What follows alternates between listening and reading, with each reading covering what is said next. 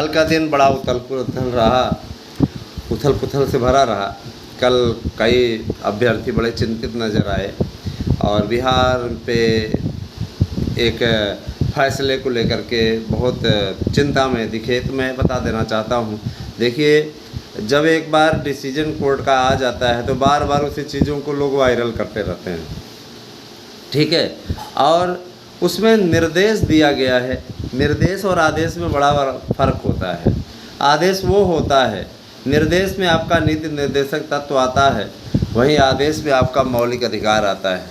आप स्वयं समझ लीजिए, मौलिक अधिकारों को अनिवार्य रूप से लागू किया गया है। नीति निर्देशक तत्व पूरी तरीके से डिपेंड करता है केंद्र और राज्य सरकारों के द्वारा बनाए गए नियमों पर कि वो लागू करना चाहते हैं अथवा नहीं लागू करना चाहते। उसके अनुसार वो नीतियाँ बनाना चाहते हैं कि नहीं बनाना चाहते, उन पर डिपेंड किया गया है। तो मैं यह चीज़ स्पष्ट कर देना चाहता हूँ, ऐसी ही कुछ स्थिति इस समय चल रही है।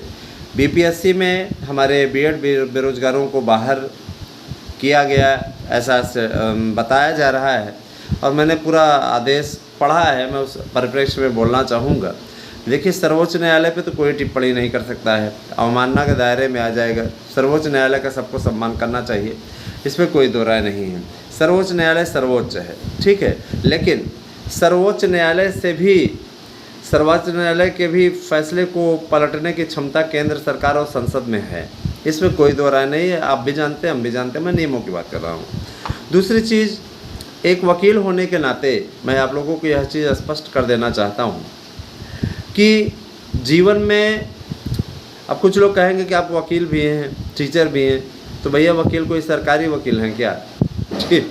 टीचर हैं सरकारी, लेकिन इसका मतलब ये थोड़ी नहीं कि हाँ भाई, वकालत हम करते रहे, हमेशा से हमारा पेशा रहा है। तो वकालत इसलिए भी बहुत ज़रूरी थी क्योंकि देखिए, कानून से जुड़े हुए मैटर पे बात करना मुझे अच्छा लगता है।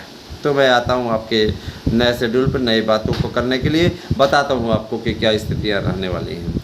दोस्तों, जो लोग ये अफवाहें फैलाने में आजकल ज़्यादा बिजी हैं कि बीएड को एंट्री नहीं मिलेगी, बीटीसी की सीटें तो भरने दीजिए दोस्तों। ये सीटें भरने का पूरा खेल है, ये सारा मैनेजमेंट का खेल है। ये जो रचाया हुआ इन लोगों का माया जाल है ना, उस सब का भंडाफोड़ होने वाला है। याद रखिएगा, इन सब का भंडाफोड़ होगा। बीएड को दोबारा एंट्री मिलेगी, इस चीज़ का मैं आपको वादा करता हूँ। और बस आने वाला समय आप थोड़ा सा इंतज़ार और कर लीजिए। निश्चित रूप से आपके संघर्षों को आपका ये भाई आगे बढ़ाने के लिए हमेशा संघर्षरत है। मैं इतना आत्मविश्वास के साथ क्यों बोल पा रहा हूँ? क्योंकि मुझे परिस्थितियाँ आगे सही दिख रही हैं, ठीक है। जाहिर सी बात है कि देखिए, बीएड केवल टीजीटी पीजीटी तक सीमित नहीं रह सकता। या तो आप टीजीटी पीजीटी की बम्पर भर्तियाँ निकालिए, वो आपके बस का नहीं है ना, वो आपके बस का नहीं है। आप कभी बम्पर भर्तियाँ निकालने को तो छोड़ दीजिए, है ना। कभी आप टीजीटी पीजीटी की सही से परीक्षा नहीं करा पा रहे हैं, समयबद्ध तरीके से आप नए आयोग का गठन नहीं कर पा रहे हैं, ठीक है। तो ये आपकी लचर व्यवस्था का संकेत है। आपके ऐसे अधिकारी हैं जिन अधिकारियों को योग्यता निर्धारित करने की भी तमीज़ नहीं है। 2 साल से वो योग्यता निर्धारित करने में उलझे हुए, आज तक वो ये नहीं तय कर पाए कि एलटी में क्या योग्यता रखनी है, कैसे शिक्षकों की हमको क्या योग्यता रखनी है, ये टीचर बनाएंगे, है ना। तो उनको छोड़ दीजिए, ठीक है। कहने का तात्पर्य ये है कि देखिए, आपके साथ में इस समय देखिए चुनावी वर्ष है, निश्चित रूप से केंद्र को बीच का रास्ता निकालना है और जाहिर सी बात है कि राज्य सरकारों और एनसीटी को भी बीच का रास्ता निकालना है। हमारी जो बातचीत हुई, मैं दावे के साथ उस पर कह सकता हूँ कि बीएड का कोई बाल भी बांका नहीं कर पाएगा। और रही बात ये कि देखिए, कमेंट करना बड़ा आसान है, कमेंट करना बड़ा आसान है, करके दिखाना बड़ा मुश्किल है, समझ रहे हैं ना। करके दिखाने का जिसमें जज्बा होता है ना, वो हूँ मैं। और अगर आपके अंदर विश्वास है ना, मैं आपसे कोई चंदा नहीं मांग रहा हूँ, मैं आपसे कोई सूरज नहीं मांग रहा हूँ, है ना। मैं आपके लिए संघर्ष करने वाला व्यक्ति हूँ। आप हमारे साथ संख्या बल दिखाइए यार ना, आप संख्या बल दिखाइए। हम आपसे वादा करते हैं कि आपको हम निश्चित रूप से उसमें सम्मिलित कराने का पूरा कार्य करवाएंगे। और देखिए, मैं ये नहीं कहता मैं कहीं का लॉर्ड गवर्नर नहीं हूँ, मैं एक साधारण शिक्षक हूँ, लेकिन मैं इस चीज़ का वादा करता हूँ कि आपकी भावनाओं के साथ में कोई खेला नहीं हो रहा है, आपकी भावनाओं के साथ किसी प्रकार का खेला नहीं हो रहा है। मैं आपसे वादा करता हूँ कि आपके माता पिता ने जो पाई पाई जोड़ करके आपको बीएड कराया है, मेहनत किया है, आपके माता पिता ने पैसा खर्चा किया है, आपके पैसे का किसी भी प्रकार से मिसयूज, दुरुपयोग नहीं होने दिया जाएगा।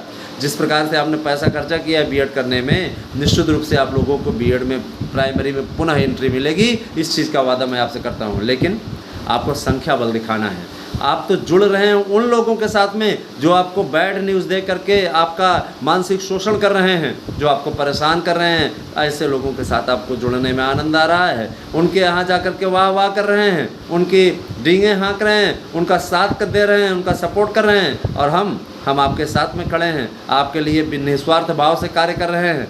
तो आप कम से कम संख्या बल तो दिखाइए। वो संख्या बल वहाँ पर दिखाना आवश्यक है कि देखिए हमारे साथ में इतने जुड़े हुए हैं, हम एक मुफ्त वोट बैंक हैं, हम आपके लिए कार्य कर सकते हैं। अतः आप हर हाल में हमारे साथ में खड़े होइए। याद रखिएगा, संख्या बल बहुत मायने रखता है। ये लोकतंत्र है, लोकतंत्र में संख्या बल का होना बहुत अपेक्षित है, बहुत आवश्यक है।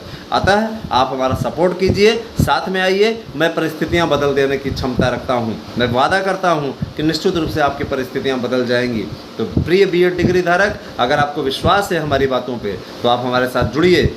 ASM ही नहीं, मार्गदर्शन अकादमी को भी सपोर्ट कीजिए। और साथ ही साथ जो सार्थक गवर्नमेंट जॉब पॉइंट वाले सर हैं, उनका भी योगदान है। आप उनके चैनल को भी सपोर्ट कर सकते हैं। आपके साथ में हम लोग मजबूती से खड़े हैं और आपकी बातों को पहुंचाने के लिए पूरी तरीके से आश्वस्त आपको करते हैं। चिंता करने की बिल्कुल बात नहीं है। निश्चित रूप से आपको विजय मिलेगी, इस चीज़ के लिए मैं वादा करता हूँ। बस आपका साथ चाहिए, आपका सहयोग चाहिए। तो साथ आइए, निश्चित जीत दिलाने का वादा मैं करता हूँ।